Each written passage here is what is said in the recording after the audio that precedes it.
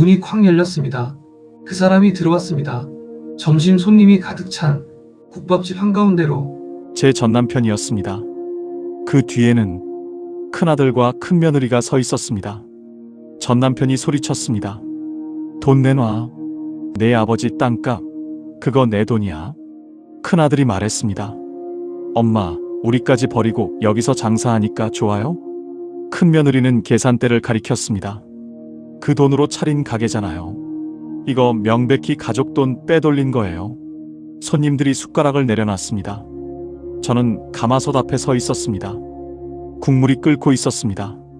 이상하게도 그날은 손이 떨리지 않았습니다.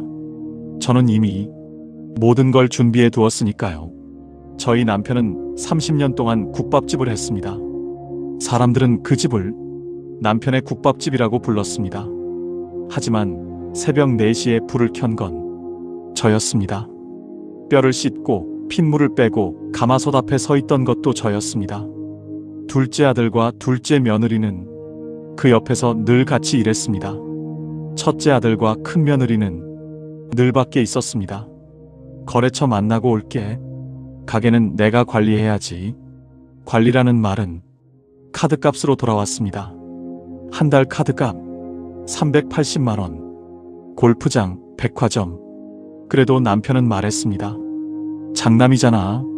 장남은 밖에서 사람도 만나고 그래야 해. 둘째가 새벽부터 밤까지 일해도 월급은 없었습니다. 둘째 며느리가 손목에 파스를 붙여도 남편은 못 본 척했습니다. 제가 한마디 하려고 하면 남편은 상을 쳤습니다. 여자가 뭘 안다고 입을 열어. 그 말 한마디면 저는 다시 입을 다물었습니다. 그러던 어느 날이었습니다. 남편이 서류 한 장을 식탁에 올려놨습니다. 가게 큰아들 명의로 넘겼다. 둘째가 물었습니다. 언제요? 지난달. 저희랑 상의도 없이요? 남편이 화를 내며 말했습니다. 내 가게 내 마음대로 하는데 내가 왜 끼어? 둘째 며느리가 조용히 말했습니다. 아버님, 저희가 이 가게에서 제일 오래 일했잖아요. 큰 며느리가 웃었습니다. 일한 거랑 주인이 되는 건 다르죠. 그날 둘째 며느리 손이 떨렸습니다. 저는 그걸 봤습니다. 하지만 또 아무 말도 못했습니다. 다음 날부터 둘째 부부는 직원이 됐습니다. 큰 며느리가 말했습니다. 동서, 오늘 홀 좀 봐요. 어머님은 설거지 좀 해주시고요. 둘째가 말했습니다. 형수님, 저희가 가족이지 직원은 아니잖아요. 큰아들이 끼어들며 말했습니다. 가게 명의가 내 건데 그럼 뭐야? 큰 며느리가 웃으며 덧붙였습니다. 싫으면 나가면 되죠. 그 말이 끝이었습니다. 그날 밤 둘째가 말했습니다. 저희 나가겠습니다. 남편이 벌떡 일어나며 소리쳤습니다. 가족을 배신하겠다는 거야? 큰아들도 소리쳤습니다. 지금까지 먹이고 재워주고 일까지 시켜줬더니 이게 은혜를 갚는 거냐? 둘째 며느리가 울면서 말했습니다. 저희 월급 한 번 받은 적 없어요. 남편이 저를 봤습니다. 당신은 가만히 있어. 저는 또 가만히 있었습니다. 둘째 부부는 그날 밤 가방 2개만 들고 나갔습니다. 통장 잔액은 340만 원이었습니다. 그 뒤로 집안은 더 조용해졌습니다. 아니요. 조용한 게 아니었습니다. 제 차례가 온 겁니다. 새벽에는 제가 국물을 끓였습니다. 점심에는 제가 설거지를 했습니다. 저녁에는 제가 홀을 닦았습니다. 큰 며느리는 계산대에 앉아 말했습니다. 어머님, 테이블 3번 치워주세요. 남편은 아무 말도 없이 나가버렸고 큰아들은 별일 아니라는 듯이 휴대폰을 보고 있었습니다. 저는 그때 처음 알았습니다. 둘째가 나간 게 아니라 살아나간 거였다는 걸요. 1년 뒤였습니다. 밤 11시 저는 둘째에게 전화를 걸었습니다. 나다. 둘째가 조용히 말했습니다. 어머니. 저는 한참 말을 못했습니다. 둘째가 먼저 물었습니다. 어머니, 무슨 일 있으세요? 저는 말했습니다. 나 이혼하려고 한다. 전화기 넘어가 조용해졌습니다. 너희한테 가도 되겠니? 둘째는 바로 대답하지 못했습니다. 그때 둘째 며느리 목소리가 들렸습니다. 오시라고 해요. 어머니, 그냥 오시라고 해요. 그 말에 저는 처음으로 울었습니다. 저는 옷가방 하나만 들고 나왔습니다. 둘째 집은 작았습니다. 그래도 따뜻했습니다. 둘째 며느리가 제 손을 잡았습니다. 어머니, 밥부터 드세요. 저는 밥을 먹다가 서류 봉투 하나를 꺼냈습니다. 둘째가 물었습니다. 이게 뭐예요? 내 아버지가 물려준 땅이다. 경기도 외곽 작은 땅. 등기일 1991년. 명의자 어머니. 남편도 몰랐고 큰아들도 몰랐습니다. 며칠 전 재개발 보상 통지서가 왔습니다. 보상 예정액 23억 4천만 원. 둘째가 말을 잃었습니다. 둘째 며느리가 물었습니다.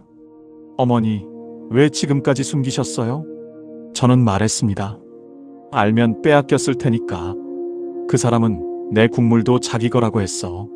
그 땅까지 알았으면 나는 아무것도 못 지켰을 거야. 6개월 뒤 보상금이 나왔습니다.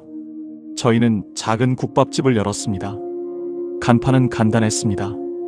어머니 국밥. 둘째가 가마솥을 맡았습니다. 둘째 며느리가 홀을 맡았습니다. 저는 다시 새벽 4시에 나왔습니다. 그런데 이상했습니다. 이번에는 무섭지 않았습니다. 아무도 저에게 소리치지 않았습니다. 아무도 제 손맛을 자기 것이라고 하지 않았습니다. 첫날 손님이 말했습니다. 이 국물 어디서 먹어본 맛인데? 둘째가 웃으며 말했습니다. 저희 어머니가 30년 끓이신 맛입니다. 그날 제 이름이 처음으로 손님 입에 올랐습니다. 어머니 국밥 맛있다. 6개월 만에 웨이팅이 생겼습니다. 1년 만에 방송국에서 연락이 왔습니다. 그리고 그 소문은 결국 그 사람들 귀에도 들어갔습니다. 토요일 점심이었습니다. 문이 쾅 열렸습니다. 전 남편이 들어왔습니다. 큰아들과 큰며느리도 함께였습니다.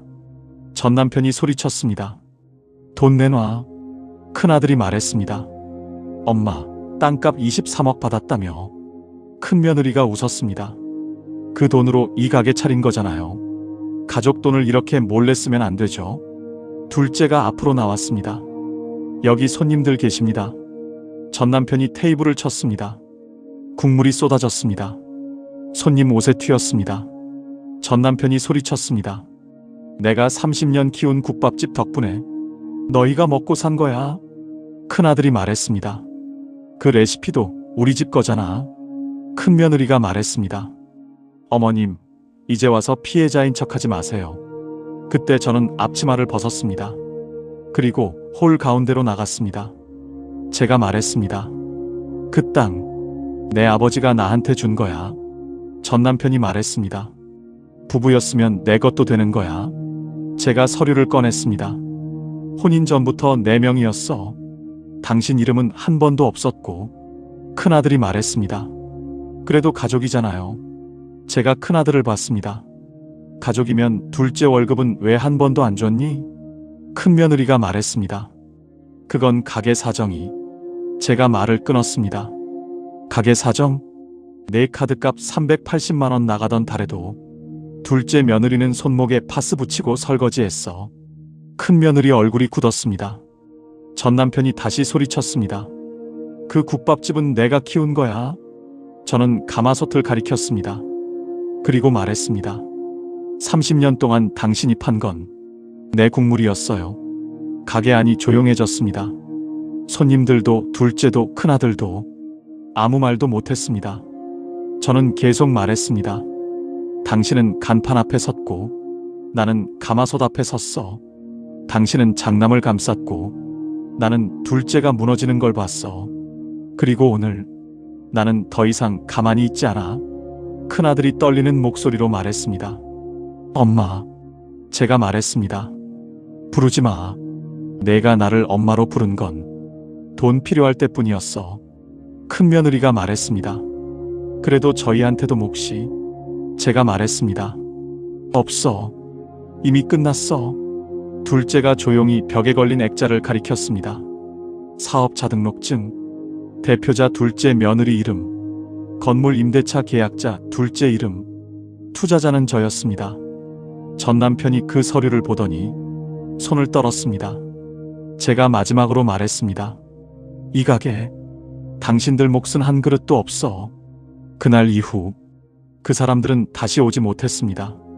본가 국밥집은 반년 뒤 문을 닫았습니다. 큰아들은 가게를 내놓았지만 사겠다는 사람이 없었습니다. 레시피도 사람도 없고 국물 맛도 없었기 때문입니다. 며칠 뒤 큰아들에게 전화가 왔습니다. 엄마, 한 번만 도와줘. 저는 대답하지 않았습니다. 전 남편에게도 전화가 왔습니다. 받지 않았습니다. 둘째가 물었습니다. 후회 안 하세요? 저는 가마솥 뚜껑을 열었습니다. 국물이 끓고 있었습니다. 제가 말했습니다. 후회는 내가 너무 늦게 말한 것뿐이야. 지금도 저희 가게는 새벽 4시에 불을 켭니다. 다만 이제는 누구도 저에게 명령하지 않습니다. 누구도 제 국물을 자기 것이라고 하지 않습니다. 저는 오늘도 가마솥 앞에 섭니다. 그리고 가끔 생각합니다. 가족이라는 이름으로 평생 참고 산 사람이 어느 날 처음으로 자기 목소리를 냈습니다. 여러분이라면 평생을 무시한 가족에게 마지막 기회를 주시겠습니까? 아니면 그날로 끝내시겠습니까? 이 이야기가 마음에 남으셨다면 좋아요와 댓글로 당신의 선택을 들려주세요. 지금은 괜찮지만